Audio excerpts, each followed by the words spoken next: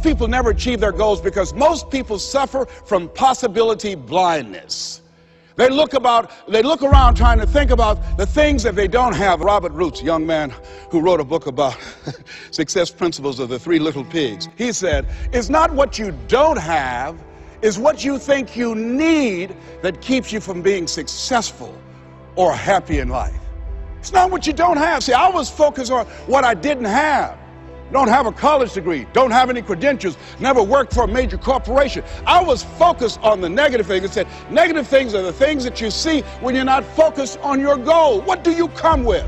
What is it? A friend of mine, Dexter Yeager, said when the dream is big enough, the odds don't matter. I'm reminded of a great man when I was reading Time magazine talking about some of the great minds of the last century. They didn't mention his name, Dr. Howard Thurman, one of the mentors of Dr. Martin Luther King Jr., and also an advisor to Mahatma Gandhi and Albert Schweitzer.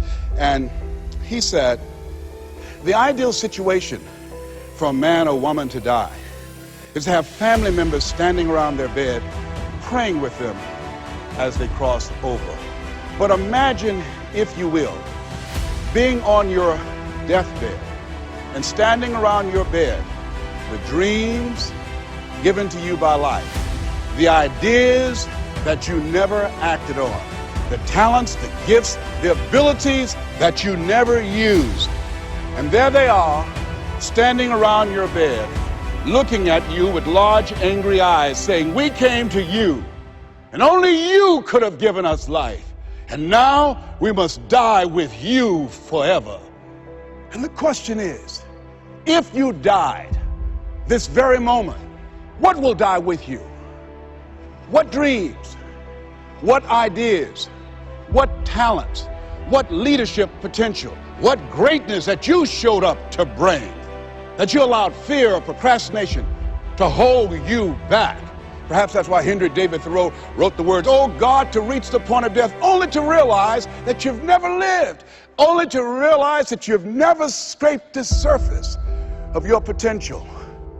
When you don't have a true appreciation and acceptance for who you are, and you allow yourself to be immobilized by fear, what happens in the process is that you begin to abuse yourself.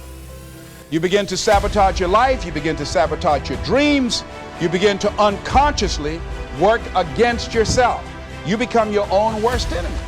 So what do you do about that? Well, you begin to realize that your dream and your gifts have so much meaning and so much value for you till your hunger for them will begin to push you past the fear.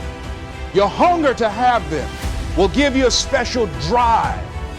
As you work on yourself, as you begin to acknowledge your true identity, the true power that you have, the true capacity you have to bring about change, the miracle working power that you have within yourself to do the things that you want to do.